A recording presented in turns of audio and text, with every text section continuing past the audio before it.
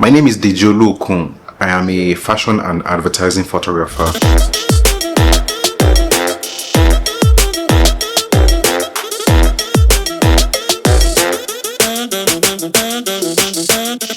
For the Five Alive project, we had a beautiful idea from the creative agency themed Loud It. And the idea behind Loud It is that they wanted to establish the expressiveness, the boldness, and the vibrancy that come with the Gen Z generation.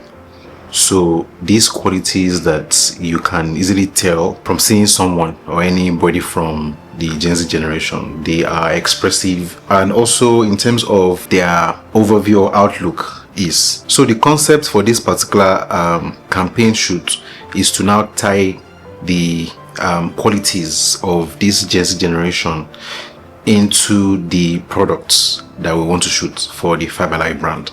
So the Five Alive brand is introducing 3 new variants of their products, or their juice, into the market, namely the mango, the berry, and the cocoa pine variants. And each of these variants has its own color outlook. So then what we did was to tie each of those variants back to the qualities that a Gen Z person has.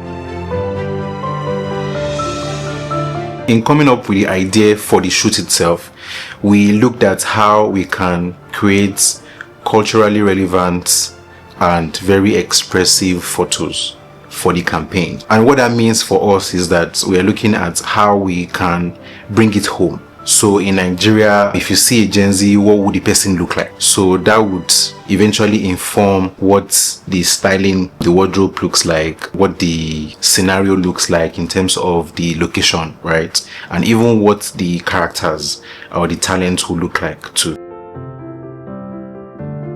Particularly for this project, we had an extensive pre-production period. We had meetings for model casting, wardrobe check, recce, to look at the places that we had in mind that we wanted to feature in production entirety. In terms of the location, we looked at 3 major locations. So we had 2 outdoor locations and 1 apartment scenario. We made use of those 3 locations to come up with hangout scenarios for friends.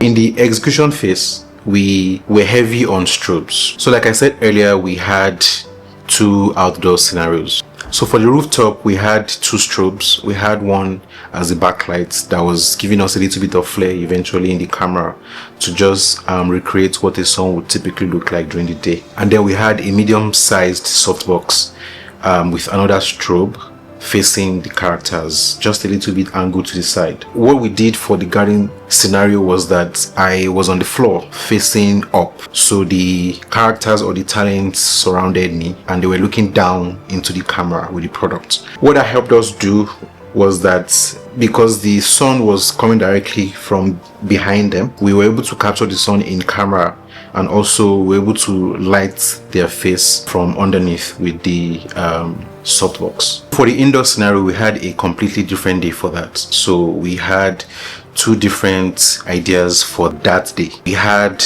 a studio setup where we had seamless backdrops.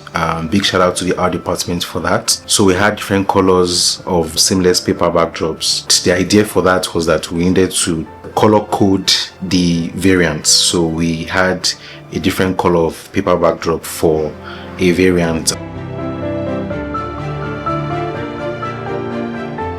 For the second idea for the indoor scenario, it was an apartment setup we had. So we created a hangout. So we had food, refreshments, and then we had the models just come together in their different outfits for that. For the studio setup, we made use of 2 different lights. We didn't use any continuous lights for that. So we had 2 AD600 BMs for the studio setup. So we had both the 165 centimeters and the 120 centimeters soft boxes for either sides of the setup. So where we made use of most of our lights was the apartment scene. And what that meant for us was that we made use of roughly like 5 different lights for that. And it was a mix of both continuous and flashes. We had one 8600 that was facing the talent. We had the camera that was just blowing up the entire scenario to make everywhere bright. We had the Godox SL150 that we used to create a window line or a window pane gobo on the wall behind them.